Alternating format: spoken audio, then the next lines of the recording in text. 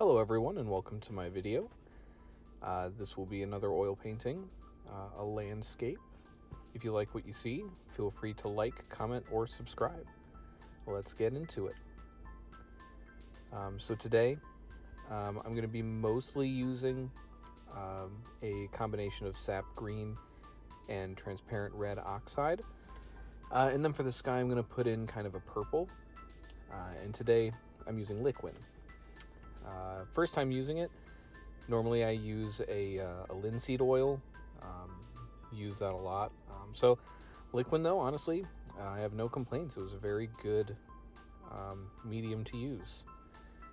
So my idea for this particular landscape was something that I see a lot when I was growing up.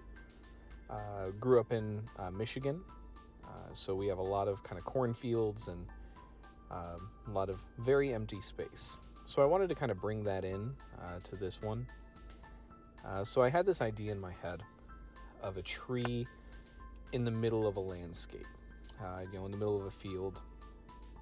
But I wanted to create some kind of like walking path, which is what I'm setting up here. And the main thing that I want to talk about today is just the way to get what looks like a very detailed landscape with a minimal amount of effort.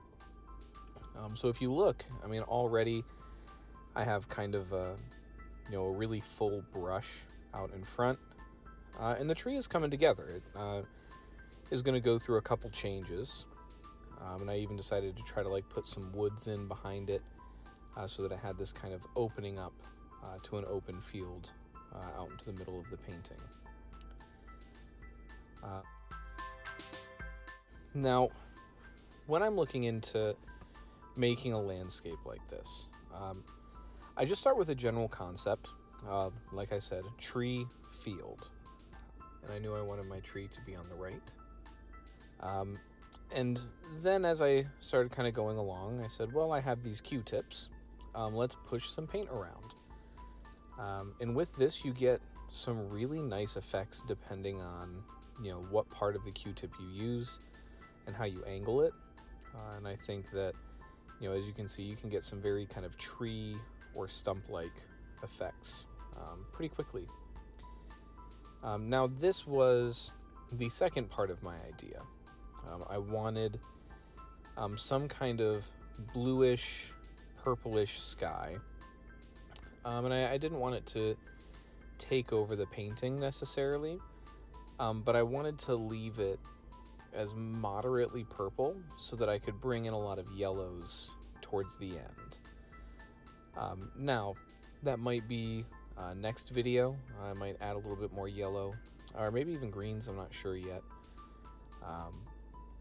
But as you can see, as I start throwing in the sky, I just wanted to get some paint down. And at first, that purple at the top left was a little bit darker than I wanted it to be.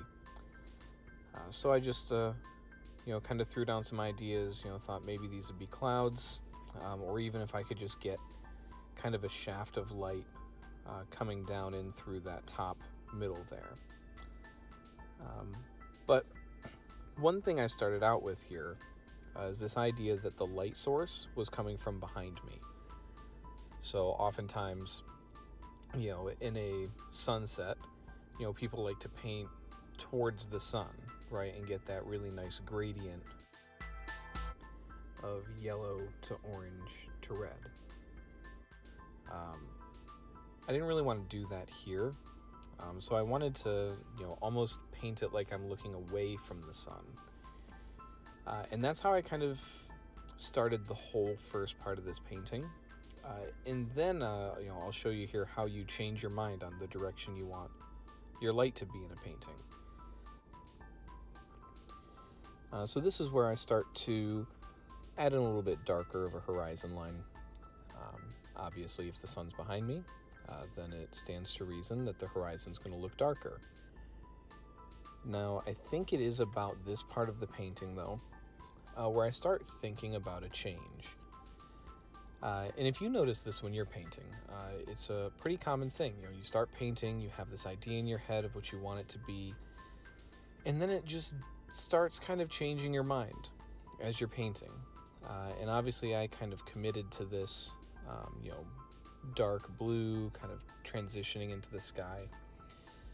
And I was thinking maybe I'll do some kind of wispy purple clouds with a little bit of red in them. But honestly, it was right around this point where I said, I don't know. That is not looking the way I want as far as the sky. But I kind of continue on because at this point I started thinking, well, I've invested all this time in this painting. I might as well, finish it out with the way that I intended it. So I start back in on the tree and use a paper towel to start, scumbling the paint around and use this to get a little bit of effect of leaves, kind of farther out.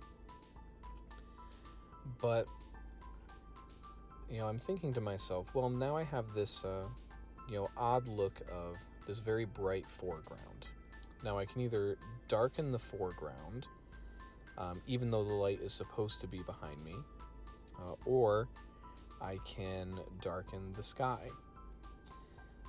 But I wanted to keep some purple in the sky, so I decided maybe, mix in a little bit and try to, put a bright spot now behind the tree. And if you notice, right there, it now looks like we have sunlight coming from behind the tree.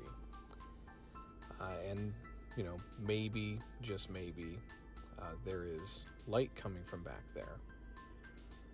But now, of course, that I've kind of started to change my mind, and adding in a sky that's a little bit brighter there, now I need to contend with the trees and the trunks and the foreground.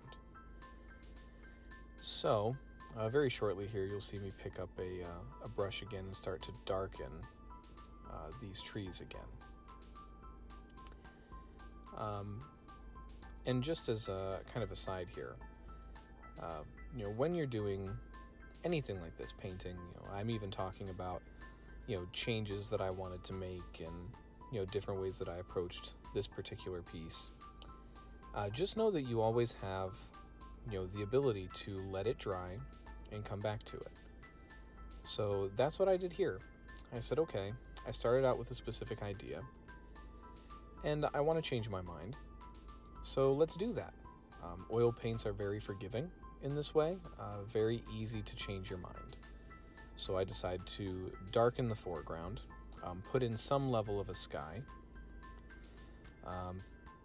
and now try to use that white paint that I have in the sky, and kind of, very quickly tap that brush with the color on it against it, so it looks like you have that light coming through the leaves. And then obviously taking that time to darken the foreground. But at the end of the day, anything you want to do with these paintings, you can change, you can adapt. With this one, I gotta say, I'm pretty happy with how it turned out, even with phase one. But there are some things I want to do with the sky, and I want to add a little bit more color, and even a little bit more contrast. So I want to go a little bit darker even with the foreground when I come back to this. And all the little highlights that I'm putting in the trees here, I obviously want to keep, and maybe even add some color to that. So if you take anything from this video, just take the fact that you can always adapt to anything that goes wrong in a painting. Have fun with the process. Enjoy, painting. You don't need to fiddle over every blade of grass. I see people do this, and it looks beautiful. But for me, I like the idea of being able to throw a ton of, random color onto a canvas. Not that I'm necessarily making abstract art, but I like that feeling, that freedom of, doing whatever you want. If today I start out with the idea of, doing this landscape, I throw some things on. I mean, I didn't plan out the particular shape of the tree or of the sky. I just got started and made changes as I went. So adapt, have fun. Don't let the painting get you down. I know I spent a lot of time being frustrated with painting when I started out. But if you just take the time and, relax, convince yourself that, painting is to be enjoyed and not to be stressing over, you'll have a lot more fun. So I just want to thank you for spending the time to watch my video. Please leave a like, subscribe, or leave a comment with any questions you have, and I will be happy to answer them. So again, thanks for watching, and I will see you on the next video.